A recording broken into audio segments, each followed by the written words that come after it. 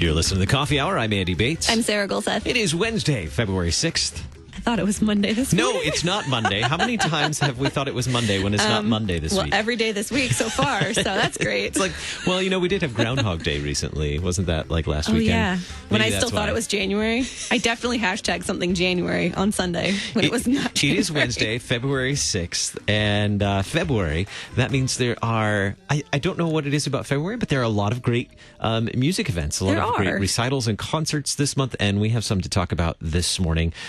Very excited to get to share that here in just a little bit. Thanks to our friends at Concordia University, Wisconsin for supporting the Coffee Hour. You can find out more about them at cuw.edu. I should also add that we've also got some great education opportunities going on this month as well. So coming up in the second half of the program, we're going to take a look at the Early Childhood Education Conference, the Early Childhood Conference coming up right here in the Missouri District. So not too far down the road from our friends in studio this morning. This morning we have in studio Ryan Edinger. Thank you so much for joining us this morning, Ryan. Hi, thank you for having me. And Ryan is you're a young church musician. I shouldn't say budding. You're also a very skilled and talented church musician. Thank you. And you've played organ for chapel numerous times here at the International Center. So on weekday mornings when you hear the organ, we should announce who the organist is the accompanist. I could totally put that on the chapel schedule on our website too. We should do that so that we know who the organist is. Also in studio, Logann Edinger. Thank you so much for joining us this morning, Logann. Thanks for having me. Also a student of piano and organ? Not organ. Not organ, Not piano. Yet, anyway.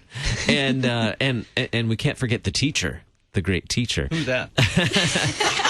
Dr. Mark Laverty in studio. He's director of music at Zion Lutheran Church in Maryland Heights, and the teacher behind all of this too. One of the teachers. The very blessed teacher to work with these students. Both of them, in 30 years of teaching, they are probably the best. Well, hands down the best, for sure. And as a teacher, I teach a lot of different students, as you might imagine. But to have Lutheran students is really a blessing because we can talk about faith, we can share how music blesses the church, and for them to be serving the church is just extremely exciting for me.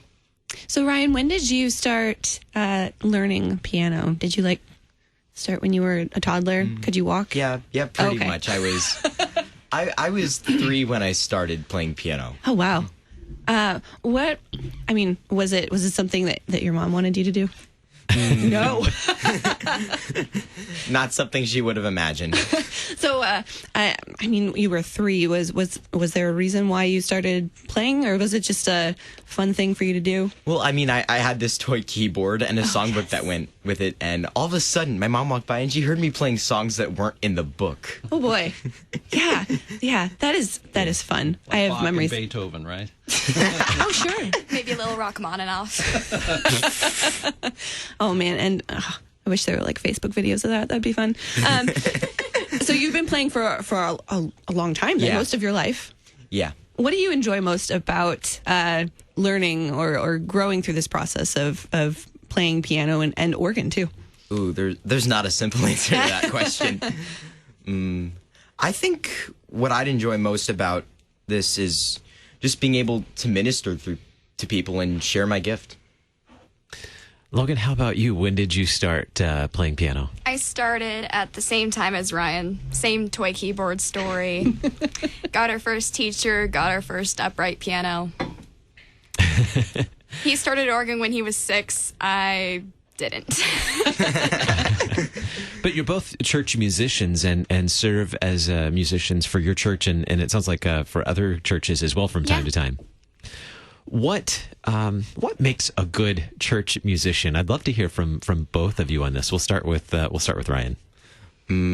Well, I'm sorry.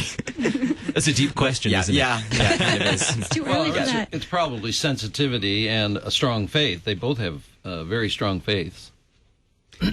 I'd say another important thing is being able to listen to the congregation as you play with them. Mm-hmm. And different congregations will sing at different tempi, and sometimes things that you can do at one church don't work at another. Yeah, that's true. I know my husband always says that you can tell a good church musician when they breathe with the congregation when you're playing hymns. How do you breathe? Never mind. I'm not going to ask. How do you breathe with the organ or piano? But that's like a 2-hour episode right there. Logan, how about you? What makes a good church musician? Well, I mean, personally for me, I just started singing solos at our church, sometimes we'll have choir, sometimes we'll have a soloist. And I think being able to convey the message in Scripture, like in some of the songs that I sing, being able to show and have the people hear what it means, not just singing the notes, that's really big for me. Yeah. Do either of you have a favorite, I know this is a really hard question, a favorite composer? Bach. Of course. That's a good answer. Yeah, that's not... Any question having to do with favorites is not a question I like to hear. I like just about anything I play, I like, honestly. Yeah, well, that's good. That expands, maybe expands your horizons a little. Is there something that you've come across that's been really hard to learn or very different outside of what you've normally been able to play? Rachmaninoff. Yeah, for you too, Logan? I would say Edvard Grieg. His music's very interesting, to say the least. Nice way to put it. Yeah. It's fun, though. When you come across something that's challenging, is there a different way that you approach it? Normally you just take a step back and take it slow, which is not been easy for me to learn. Is that coming from learning from such a young age, you kind of like to just jump in? Oh, yeah, absolutely. What would you say to other young musicians who maybe haven't taken that bold step to offer to be a musician and for their congregation? To step up and use those gifts to serve in their congregation. What would you say to encourage them to consider that? I would say pray about it, and if God leads you, if you think, basically. For me, it took a lot of prayer for solos because I was terrified of them. And I had been in the church choir for a couple of years, but I felt like God was leading me to. And just recently, I went on a Teens Encounter Christ weekend, and it was a total spur-of-the-moment thing, but I went up to the balcony and sang with the music team. And it was an amazing experience. High five. That was a high five. That's what that sound was. Ryan, what would be your encouragement to other young musicians to consider using those gifts in their church? Don't stop taking lessons. That's really important. Yeah.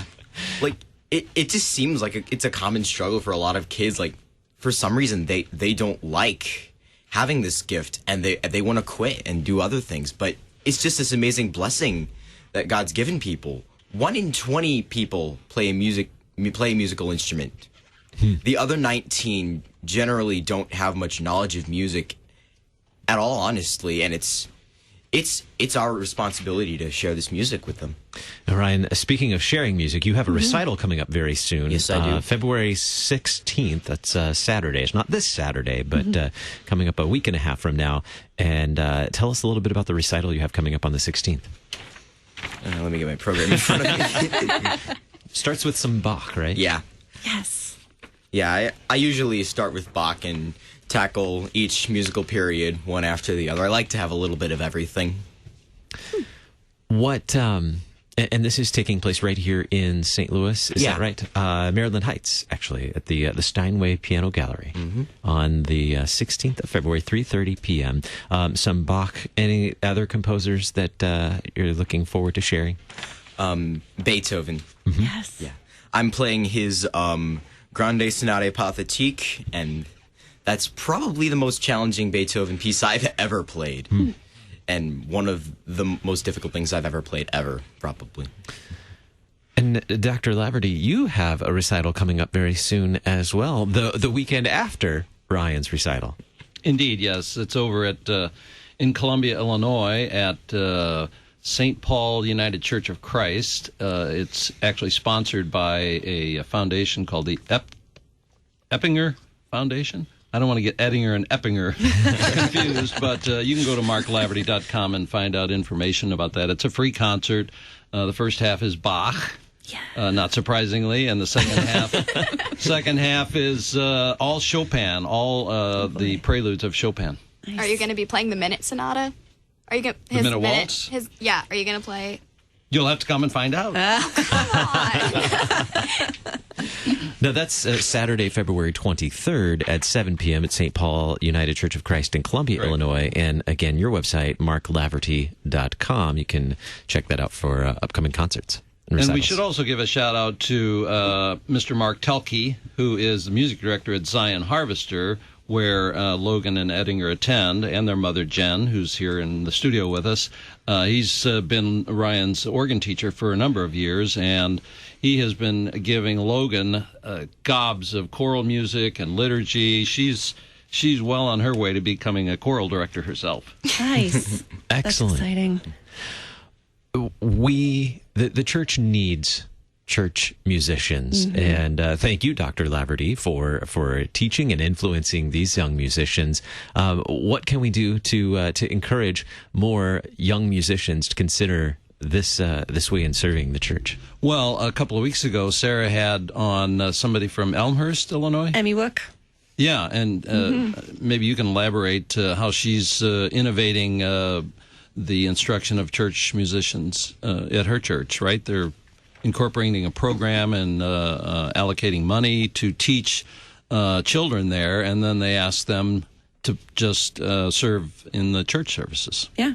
Yep. She teaches kids, and part of that agreement is that they will play in services. She's a huge advocate for growing more church musicians.